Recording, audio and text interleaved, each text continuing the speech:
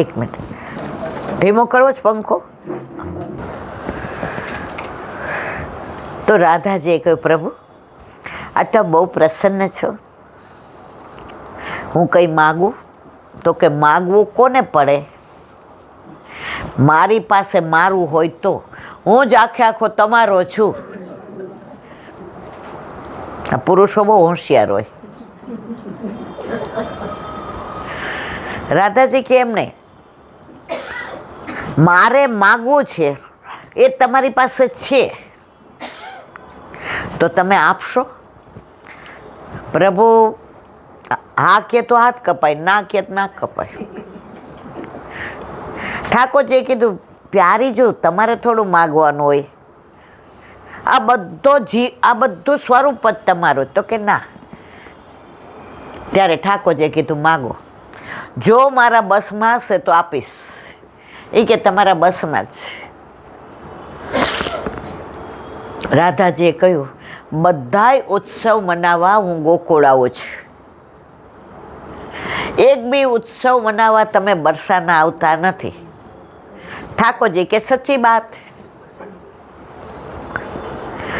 પણ આખા વર્ષમાં એક આ હોળીનો ઉત્સવ એવો છે કે એ મનાવવા તમારે બરસાના. ઠાકોરજી કે ન ભૂતો ન ભવિષ્યથી, આજે નહીં, કાલે નહીં ને ક્યારેય નહીં. હું બરસાના આવું, મારા નંદ બાવા, મારા યશોદાજી, મારા વ્રજ ભક્તો, મારી ગૈયાઓ, મારી બછરાઓ, આ બધા ઉત્સવમાં શું કરે? તો કે બધાને લઈને આવો. તો કે તમે તો આવો છો તો એકલા જ આવો છો, બધાને લઈને આવો છો? એટલે પ્રભુએ કીધું, ના, હું બરસાના આવીશ નહીં. હવે માનો નહીં, તરત ગુસ્સો આવ્યો. જેવા આવ્યા એવા દોડતા દોડતા પાછા એવો ગુસ્સો કરી ને બરસાના પગથિયા ચડી ગયા. હવે ઠાકોરજીએ વિચાર કર્યો કે મેલમાં જવાય નહીં, સાંજનો સમય છે, વૃષભાનજી આવી ગયા હોય, અત્યારે કોઈ બાનું કઢાય નહીં, આમને મનાવવા કેવી રીતે?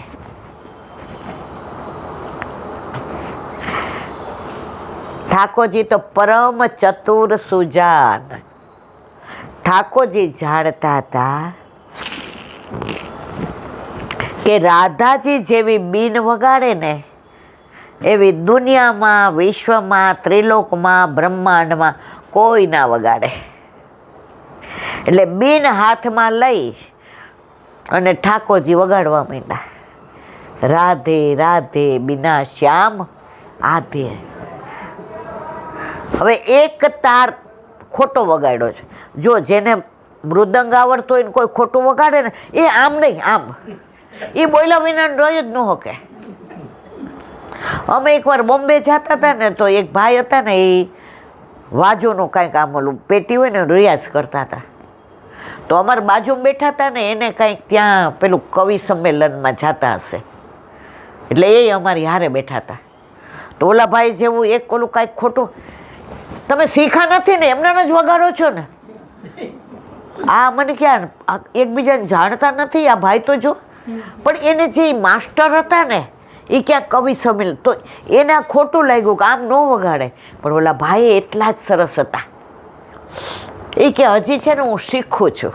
તો કે આ સારે ગમ પ વગાડ્યા પછી આમ કરવું પડે.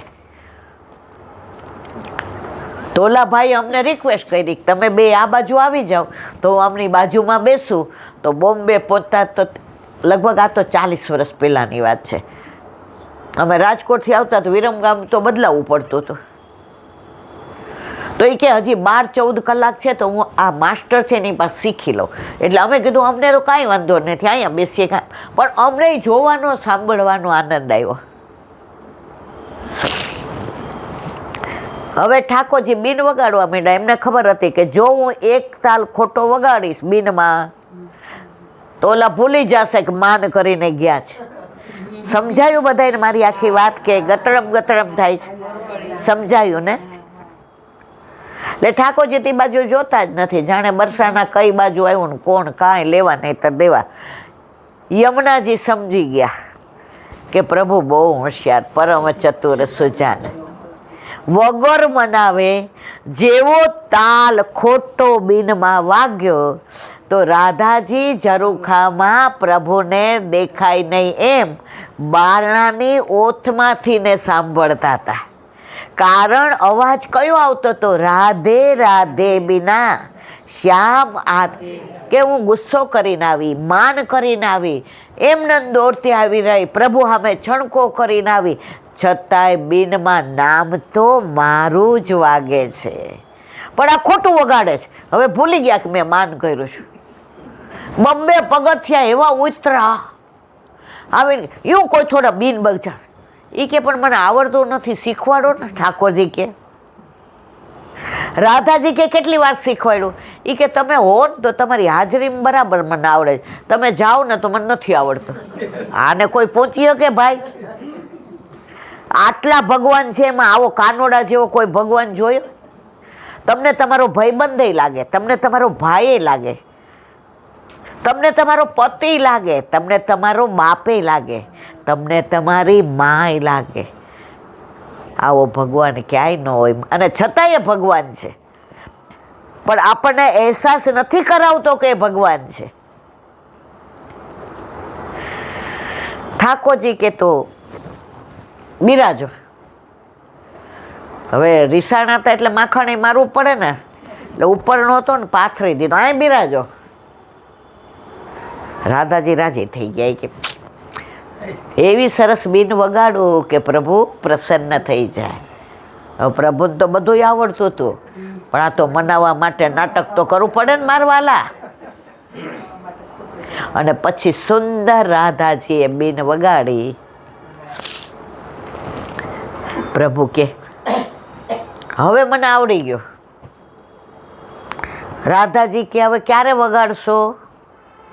ठाकुर के प्यारे जी सच्ची सच्ची बताओ, तुम रूठ के गए ने वो रूठना, लेकिन आज मनाने की कोई तमन्ना नहीं थी, तो आप यूं ही चले आए।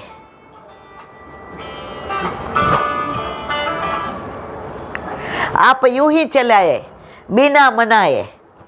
तो अब मैं कब बिन बजाऊंगा? जब बरसाना होरी खेलन आऊंगा तब।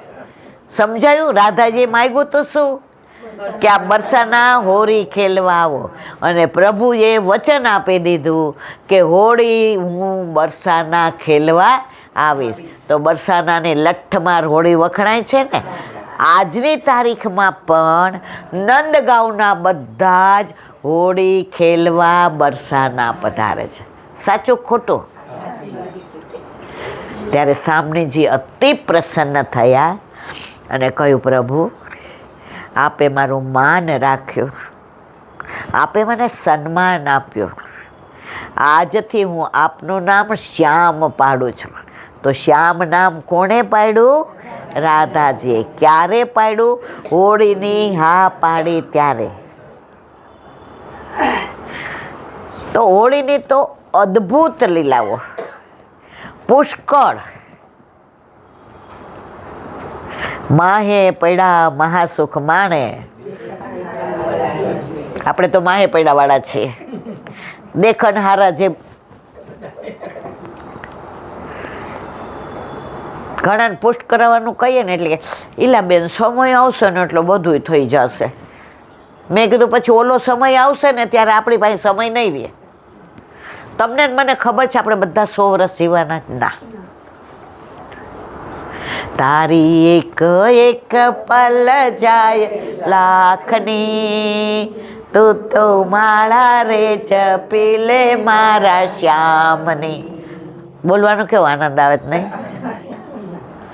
પણ અહીંથી બહાર જાય એટલે તરત ખંખેરીને તારી બહુ રાંધી રાખ્યો હશે તાર જઈને કરવાનું, એનાથી આગળ બપોરે નીકળી ત્યારે એનું મોઢું હારું હતું। આ દુનિયાની રસમ છે, પણ જો એમાં સાક્ષી ભાવ રાખ્યો વલ્લભે સ્પષ્ટ આજ્ઞા કરી છે કે ઘરમાં રહ્યો પણ કાપટ્ય ભાવ. કાપટ્ય એટલે લુચ્ચાઈ નહીં કરવાની, કોઈને ઉલ્લુ નહીં બનાવવાના. કાપટ્ય ભાવ એટલે શું? હવે અત્યારે અમારી ઉંમરે અમારા દીકરાના ઘરે દીકરા હોય કે દીકરી હોય કે તમારે હોય, એ લોકોને ઘણું એવું હોય કે આપણે કરતા હોય ના ગમતું હોય ને મારવાલા. પણ આપણને ઘણું એવું હોય કે એ લોકો કરતા હોય ના ગમતું હોય ને. પછી રૂમમાં જઈને ખટપટ કરીએ, જોયું?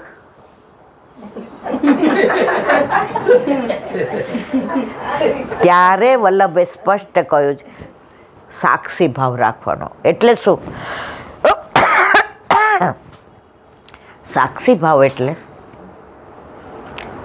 આપણે લીલામાં પહોંચી ગયા છીએ ને પાછળથી અહીંયા થતું હોય મારે ને તમારે લેવા દેવા ખરી, આ બધું સમજીએ છીએ. તોય જોયું, હજી કાલ ડ્રેસ લઈ આવી હતી તોય આજ પાછો લઈ આવી. આપણે હાડી લાવવી હોય તો કેટલો વિચાર કરીએ છીએ, થાય છે ને આવું. પણ એવું વિચારો કે આપણે નહીં હોઈએ ત્યારે કરોડોની મિલકત હોય કે લાખોની હોય કે હજારોની હોય, એ લોકો જ વાપરવાના છે ને. તો આપણી હાજરીમાં વાપરે અને આપણને બતાવે, મમ્મી આ ડ્રેસ કેવો, આવો બીજો નહોતો, સારું લઈ લેવો તો ને. ઘરનું વાતાવરણ જોજો તમે મારા વાલા. આપણે બોલીએ પણ કરી નથી શકતા, કારણ હજી આપણે ત્યાં પહોંચ્યા જ નથી. હજી આપણા મનમાં એ જ ભાવ, મારો પૈસો, મારું ઘર. જ્યાં સુધી મારું મારું છે ત્યાં સુધી મરવાના, અને તારું તારું કહીએ એટલે તરવાના. નક્કી આપણે કરવાનો છે. આવી જ એક અદ્ભુત લીલા. આપણે અડધો કલાક કરીએ તો વાંધો નથી, તો સારું થયું કહી દીધું. હોળીમાં હસવાનો આનંદ, કારણ કે આપણે ઠાકોરજીને ગાળો દઈએ છીએ. હરિકારો રી હરિકારો, બે બાપ વાળો, કોઈને આવી ગાળ દેવાય? મારવા લે રસ્તામાં આપણને. પ્રભુ કે છે કે મારા વ્રજ ભક્તો, મારા વૈષ્ણવો મને વખાણ કરે એના કરતાં આવી ગાળો દે ને ત્યારે બધું મારા હોય એવું લાગે છે. આપણો છોકરો ને સામેવાળાનો છોકરો ઝઘડે, હવે આપણે જાણીએ છીએ કે વાંક સામેવાળાના છોકરાનો, તો ઘરમાં લઈને લાફો કોને મારશું? હકીકત છે ને આપણાને. ઓલો કે બા તમે વાત તો સાંભળો, નથી સાંભળવી, કેમ ઝઘડો? એમ આપણા ઠાકોરજી જ્યારે કાંઈ પણ આવું કરે ને ત્યારે પોતાના માની લીધા ને એટલે કરે છે. પારકાને મારવા નથી ગયા, અન્ય માર્ગીને જે કરવું. ઉનકે મન કી વે જાને મેરે મન. હોળીના દિવસોમાં 40 દિવસ આનંદ જ કરવાનો, પણ તોય આપણે વ્યથા કરી લઈએ ઘણી વાર.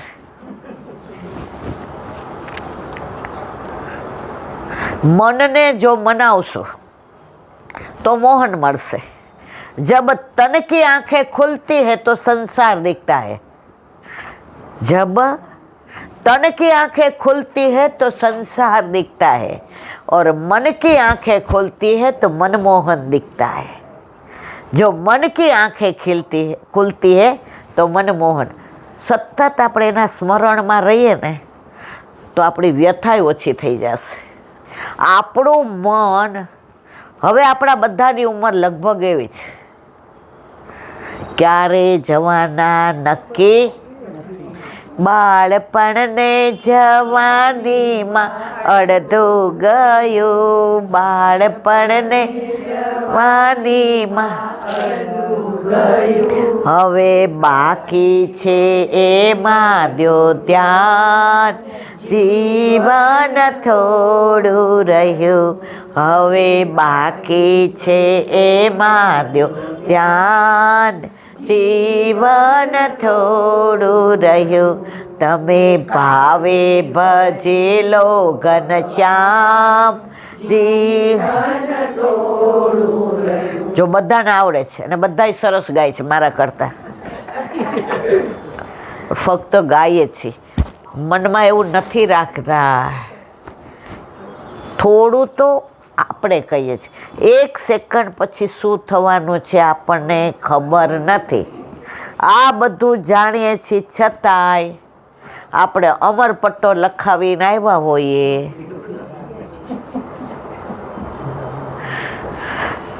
બંગલો હોય ને તો બારણું ખુલ્લું હોય તો ઘણાય માગવાવાળા આવે. તો અમારા બાજુવાળા છે ને એને કાયમ એલા બેન બગાડતા નહીં, આ એ પછી કાયમ આયા જ આવીને ઊભા રહેશે.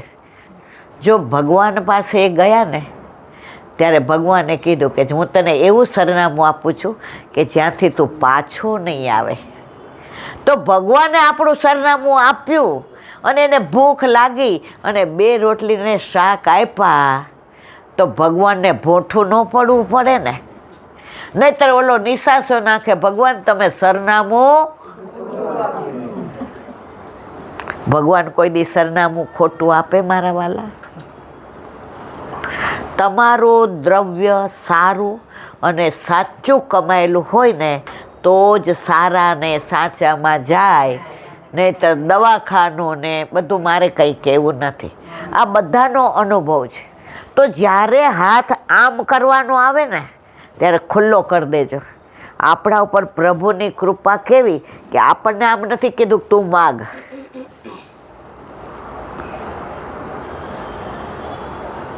એક શેઠ હતા,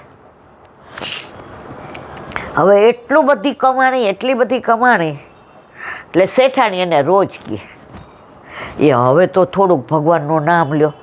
આખો દી ઓફિસે આવીને, પહેલાં તો તમને ખબર છે ઓલા રોજ મેળ હતા ને આપણા વખતમાં આય મંડાતા આખો દી આમ કર. આપણે કહીએ ને હા તું તારે હોઈ જા, હું કહું મારે ઓલી વાત કરવી સવારે તો નાહી ધોઈને પ્રેસની ચાવી લઈને જાય. પેલા એ બધા હિસાબ કરવા પડતા હતા. તો ઓલા શેઠે આવીને બધા એકવાર શેઠાણીએ કહ્યું કે આટલું બધું ભેગું થયું. મુનિમજી એવું કહેતા હતા કે હાથ પેઢી હાલે એટલું છે શેઠાણી બા. શેઠ કે 8મીનું શું?